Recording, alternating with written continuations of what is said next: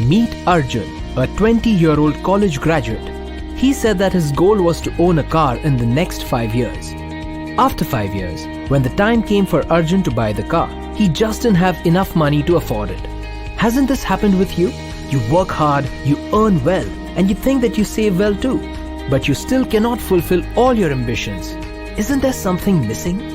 The reality is that you cannot achieve all your personal goals if you don't plan your finances well.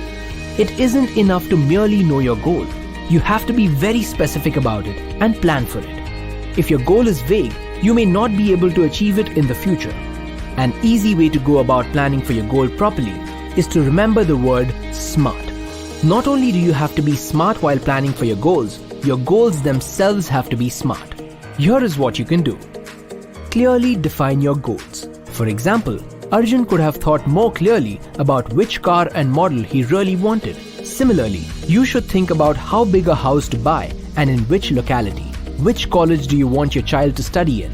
And will that be in India or abroad? Do you want a retirement fund sufficient for maintaining your existing lifestyle? Or do you want to do much more in your retirement?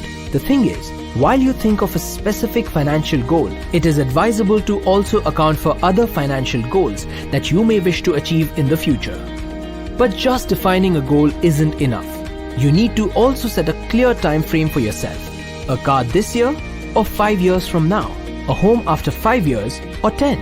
When will your child enroll in college? Will you retire in 30 years or do you plan to retire early?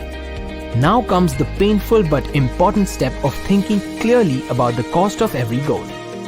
Don't forget to adjust these costs for inflation over your defined time frame. After all, what costs 1 lakh today may cost 1.5 lakh after 5 to 6 years. The next step involves thinking about how much risk you can handle. For example, if you want to achieve short-term goals such as buying a car or paying a down payment for your house in the next 3 to 5 years, you need to limit the risk you can take and generally make safer investment choices, such as balanced mutual funds, to supplement your savings. Over a longer time period, however, you can probably take more risk. Remember, a longer time period may allow you to earn higher returns and also recover from any bumps along the way. Hence, you can choose investment options such as equity mutual funds, which can offer you higher returns at a slightly higher risk.